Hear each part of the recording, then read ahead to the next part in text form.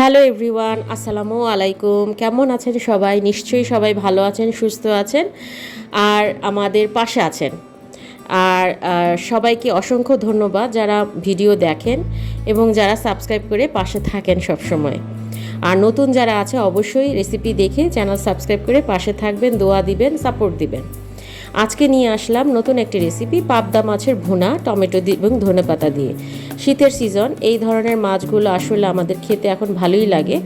হালকা হালকা শীত, একদম পুরো শীতও না আবার গরমও না, এই সিজনটাই আসলে বেস্ট।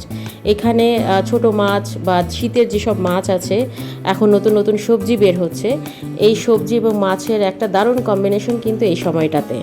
তাই আপনাদের জন্য এই আয়োজন। আশা করব রেসিপিটি আপনাদের ভালো লাগবে। ভালো লাগলে অবশ্যই সাপোর্ট দিয়ে বেশি বেশি লাইক, কমেন্ট, শেয়ার করবেন। আর দীর্ঘ বিরতির পর আসলে রেসিপি দেওয়া, সাংসারিক ঝামেলা বাচ্চা কাচ্চা নিয়ে আসলে ব্যস্ত থাকি, ওই কারণে দেখা যাচ্ছে নিয়মিত রেসিপি দিতে পারি না। তার জন্য আগে থেকেই ক্ষমা চেয়ে নিচ্ছি। রান্নায় যাওয়ার আগে চলুন জেনে নিই উপকরণ। পাবদা মাছ রান্নার জন্য এখানে লাগছে মাঝারি সাইজের পাবদা মাছ 6 পিস, পেঁয়াজ কুচি হাফ কাপ, ধনেপাতা কুচি 1 টেবিল চামচ, আস্ত কাঁচামরিচ ফালি 3 থেকে 4 পিস, আস্ত জিরা 1 চিমটি, লবণ স্বাদ মতো, হলুদ গুঁড়ো এবং জিরা গুঁড়ো হাফ চা চামচ করে, মরিচ গুঁড়ো 1 চা চামচ, টমেটো কুচি 1টা, রসুন বাটা হাফ চা চামচ, চিনি 1 চিমটি, পানি 2 কাপ, সয়াবিন তেল পরিমাণ মতো। উপকরণ জেনে নেওয়া হলো, এবার রান্না করার পালা। দেখতে পাচ্ছেন যে আমি মাছগুলো ভালো মতো ধুয়ে হলুদ, লবণ, মরিচ দিয়ে সামান্য একটু তেল আমি মাছ ভাজার আগে মাছের মধ্যে একটু মিশিয়ে নিই। এতে করে মাছটা সুন্দর মতো ফ্রাই হয় এবং ফ্রাই প্যানে লেগে যায় না। তো দেখতে পেলেন আমি তেলটা গরম হওয়ার পরে সামান্য 1 চিমটি লবণ একটু ছিটিয়ে দিলাম। এতে করে আপনার মাছ ভাজার সময় গায়ে লাগবে না। অনেক সময় দেখা যায় ফ্রাই প্যান বা কড়াইতে আমরা যেটাতেই মাছ ভাজি না কেন, অনেক সময় মাছটা লেগে যায়। এই পদ্ধতি অবলম্বন করলে, এই টিপসটা অবলম্বন করলে অবশ্যই দেখবেন মাছটা লাগছে না বা তেল ছিটছে না। কারণ এই ধরনের মাছ ভাজতে গেলে অনেক তেল ছিটে, যা আপনার রান্না করার সময় একটা রিস্ক হয়ে যেতে পারে। তাই সাবধানতা অবলম্বনের জন্য আপনারা এই কাজটি করে নিতে পারেন। আর হ্যাঁ, বলে রাখা ভালো, এই ধরনের তৈলাক্ত মাছ আমরা অনেক সময় সরাসরি রান্নায় ব্যবহার করি বা অনেক সময় আমরা ভেজে খাই। আমার পরিবার বা আমার হাজব্যান্ড ভেজে খেতে পছন্দ করে, সেই কারণেই আমি মাছটা প্রথমে হালকা ভেজে নিচ্ছি। মাছটা হালকাই ভেজে নিব, একদম কড়া করে ভাজবো না, এতে করে মাছের টেস্টটা পাওয়া যাবে না। আমার ফ্রাই প্যানটা এখানে একটু ছোট, আমি এখানে চাইলে 3টা মাছ দিতে পারতাম, কিন্তু আমি 2 পিস 2 পিস করে ভাজছি এই কারণে যাতে আমি মাছটা উল্টাতে পাল্টাতে আমার সুবিধা হয় এবং দুই পাশেই মাছটা সুন্দর মতো ফ্রাই হয়। আর এখানে আমি চুলার আঁচটা মিডিয়ামের থেকে একটু বেশি রেখেছি। আর অবশ্যই মাছ ভাজার আগে আমি তেলটা খুব ভালো করে গরম করে নিয়েছি। দেখুন মাছটা কিন্তু এপিট ওপিট করে হালকা ভাজা ভাজা হচ্ছে। আমি যখন এপিট ওপিট করে হালকা ভাজা ভাজা হবে তখনই নামিয়ে ফেলবো। ফাঁকে আমি পিঠের দিকটা, যেহেতু মাছটা চ্যাপ্টা, পিঠের দিকটা আমি একটু খুন্তি দিয়ে একটু খাড়াভাবে ধরে রেখে 2 মিনিট 1 মিনিটের মতো একটু ভেজে নিবে। এতে করে সব সাইডে ফুললি ভাজা হয়ে যাবে। আর এই ধরনের মাছ আপনার হচ্ছে এই টাইপেরই বা এইরকমই ভেজে খেতে ভালো লাগে, ভেজে রান্না করতে ভালো লাগে। তবে হ্যাঁ, অবশ্যই সাবধানতা অবলম্বন করবেন, কারণ এই টাইপের মাছ, সেটা বোয়াল, পাঙ্গাস আর হচ্ছে আপনার এই পাবদা, ট্যাংরা, এই টাইপের মাছগুলো কিন্তু ভাজতে গেলে একটু তেল ছিটবে, তাই একটু দূরে থেকে দাঁড়িয়ে ভাজতে হবে। আর চুলার আঁচটা মিডিয়ামের থেকে একটু বেশিতে রাখতে হবে। দেখতে পাচ্ছেন মাছগুলো আমি একটু খাড়াভাবে ছেঁকে নিচ্ছি, এতে করে আপনার সব সাইডই সুন্দর মতো ভাজা হয়ে যাবে। আমার ভাজা হয়ে গিয়েছে, এখন সবগুলো আলতো করে তুলে নিচ্ছি। এখন রান্নার পালা।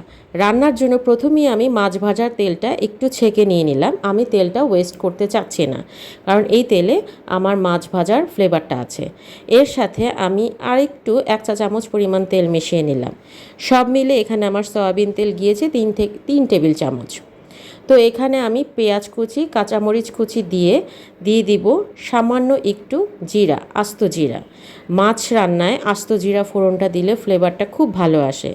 আমরা জিরা গুঁড়া ইউজ করি, কিন্তু আস্ত জিরা এবং জিরা গুঁড়া দিলে ভুনার স্বাদটা আরও দ্বিগুণ হারে বৃদ্ধি পায়। তো অবশ্যই লবণটা আমি বুঝে দিব, যেহেতু আমি মাছ ভাজার সময় লবণ দিয়েছিলাম, তাই ভুনা রান্নার সময় লবণটা আমি প্রথমে একটু কম দিয়ে দেখব, লাগলে পরে আবার চেখে নেওয়া যাবে। লবণটা দিয়ে ভাজতে গেলে ভাজাটা খুব তাড়াতাড়ি হয় এবং পেঁয়াজটা খুব তাড়াতাড়ি লাল লাল হয়ে যায়। তো আমি পেঁয়াজটা নেড়ে চেড়ে লাল লাল হওয়ার জন্য অপেক্ষা করছি। অবশ্যই একটু নাড়াচাড়া দিতে হবে, না হলে উপরের সাইড হবে না, সাদা থেকে যাবে, আর হচ্ছে নিচের সাইডটা আপনার একদম পোড়া লেগে যাবে, লাল লাল হয়ে যাবে।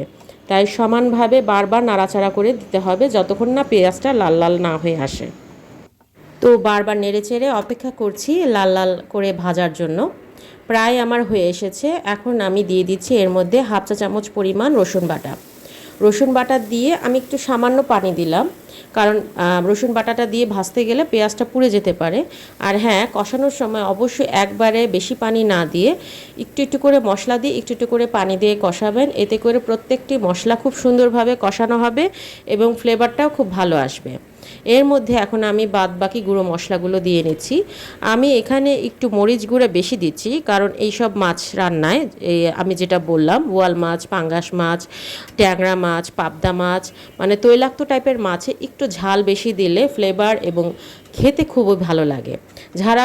যারা ঝাল খেতে পারেন তারা তো ঝাল বেশি দিবেনই, আর যারা ঝাল খেতে একদমই পারেন না তাদের ব্যাপারটা হচ্ছে আলাদা, তারা চাইলে একটু ঝাল কম দিয়ে রান্না করতে পারেন, কোনো অসুবিধা নেই। তবে হ্যাঁ, ঝালটা বেশি দিলেও এখানে ব্যালেন্স হয়ে যায়, কারণ আমি এখানে টমেটো দিচ্ছি।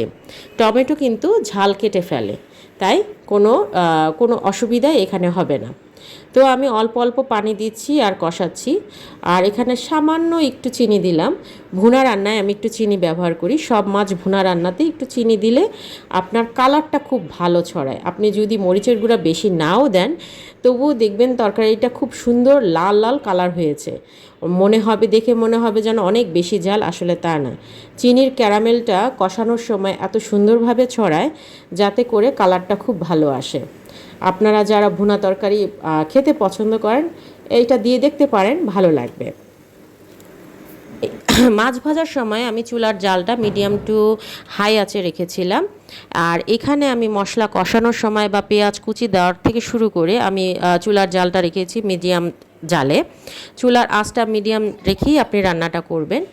এখন আমার কষানো প্রায় 15 মিনিট হয়ে গিয়েছে। আমি 15 মিনিট ধরে মাছের মশলাটা ভালো মতো কষিয়ে নিয়েছি, কারণ এই মাছটা হচ্ছে নরম মাছ, আর তার উপর আমি আগে থেকে ভেজে নিয়েছি। সেই ক্ষেত্রে আমার মাছ দিয়ে পরে কষানোর কোনো চান্স নেই। তাই আমি 15 মিনিট ধরে একটু একটু পানি দিয়ে মশলাগুলো খুব ভালোভাবে কষিয়ে নিয়েছি। এটা অনেকটা ইলিশ মাছের মতো ট্রিক্স। ইলিশ মাছে যেমন আমার মশলাটা খুব ভালো করে কষিয়ে নিই, মাছ দেওয়ার পরে কষানো খুব বেশি না হলেও চলে।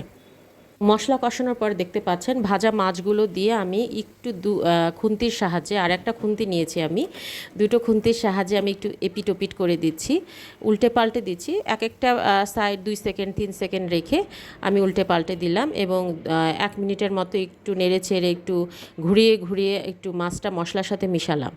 এখন ঝোলের পানি দেওয়া।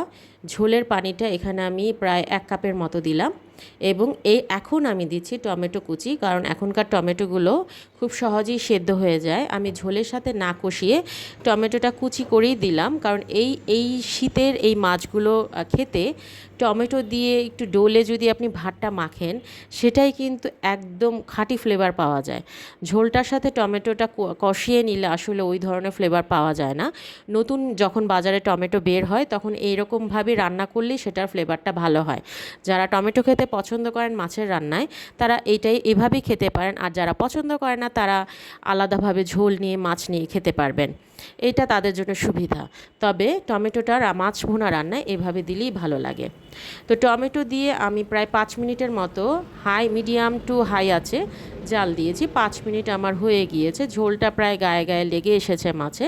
এখন আমি আগে থেকে কুচি করা ধনেপাতা আমি দিয়ে দিচ্ছি। ধনেপাতা দেওয়ার পর আমার আর কোনো কাজ নেই, জাস্ট চুলাটা বন্ধ করে আমি 1 মিনিট চুলার উপর রেখে দিব, ঢাকনাটা খুলব না।